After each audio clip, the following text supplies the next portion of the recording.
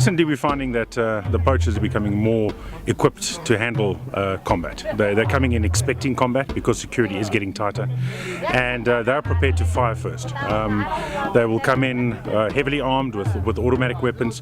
Most of them have military background as well, and recently we lost a field ranger that was out doing anti-poaching patrol where he was shot by a group of armed poachers, and then they went on from there to carry on and shoot a rhino and dehorn it. So there are a number of issues, and we've always worried about the wildlife, but it's becoming increasingly clear to us that the poachers themselves are gearing themselves up for a war, and that has turned into a war, and until we put it into it, it's just going to escalate and the war's going to get bigger.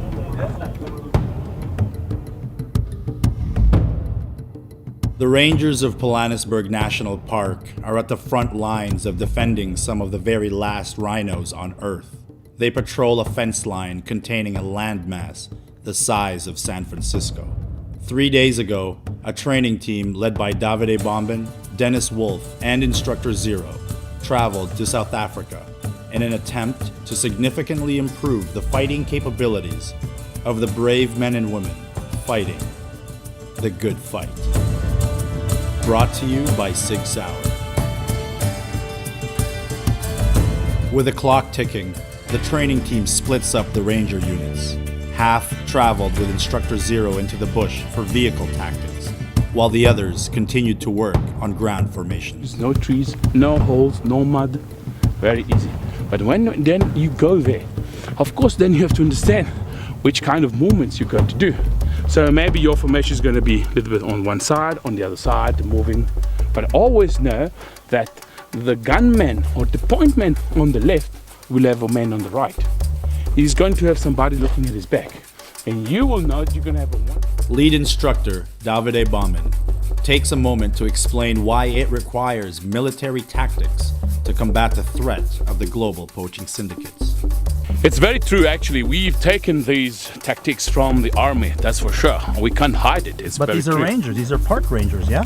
You know, park rangers are here to protect the life of these amazing creatures and bestow the heritage of the nature of Africa.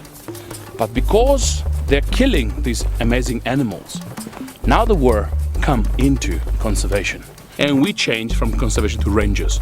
That's what we are doing, and that's why we need those military-based tactics.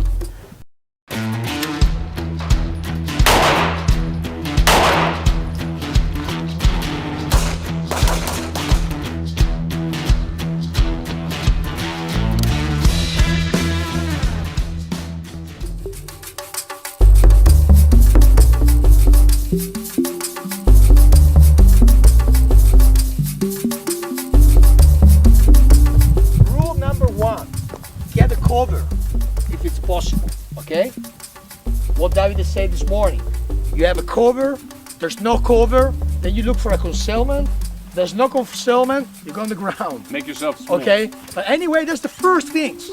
The second thing, and which is very important for you in this environment, is identify the target. This is fucking difficult, guys. Dennis Wolf, a security specialist with multiple contract tours to Iraq and Africa, explains the difficulty in developing a cohesive fighting unit in such a short period of time. So it's very, very difficult to rise like the level of the guys in 5 days. What we want to do is just like to give them like basic combat mindset, the combat setting, in order they can develop like all these skills, all the skills, the future skills and the future knowledge, the future tactical aspects that they are in need. Approximately 10 kilometers away, Instructor Zero pushes through with training the Rangers on vehicle tactics.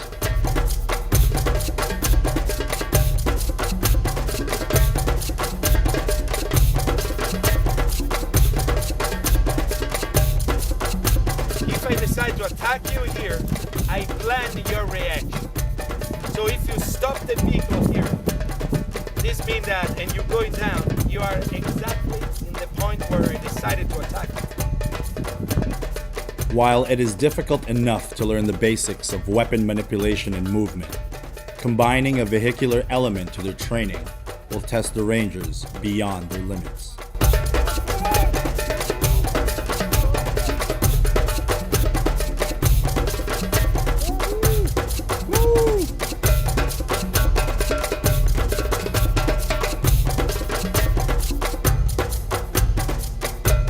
And if something happens, if you show them that you are not just random, but you are organized, your reaction is going to be efficient and fast immediately. If you jump out of the vehicle that fast and you start to move information, man, you're going to be scared a lot because they see a unit.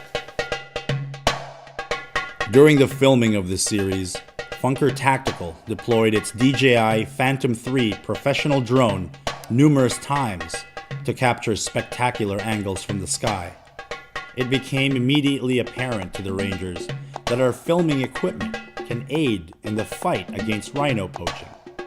At the conclusion of training, Funker Tactical and Media Lodge donated their drone to monitor poaching activities from the sky.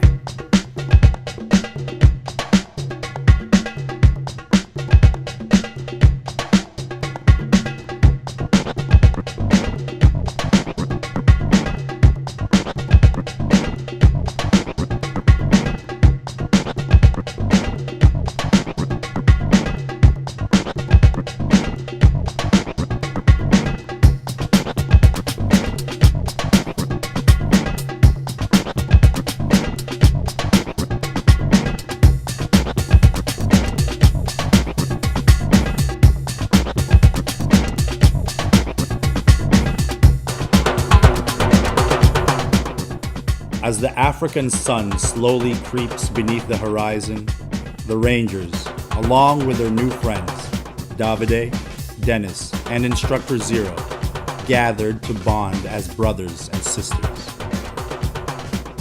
The Rangers have endured 5 solid days of training, with 3 different instructors in the very place they swore to defend.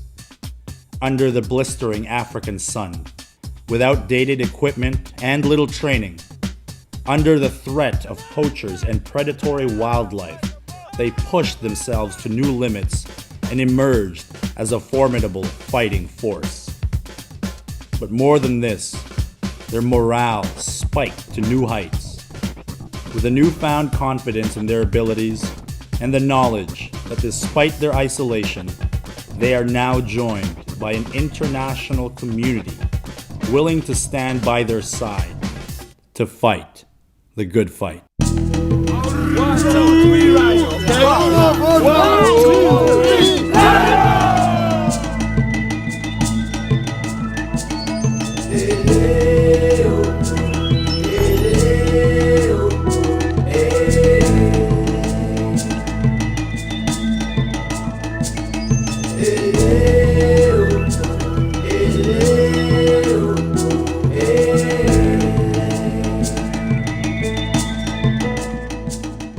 It's been a big privilege and a great honor to have Team Zero here. I didn't really know who you were.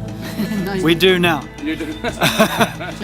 And on behalf of the Rhino Protection Unit, Pilanesberg National Park, a great big thank you for your time, for your sacrifice, for everything that you've done over the past 4.5 days.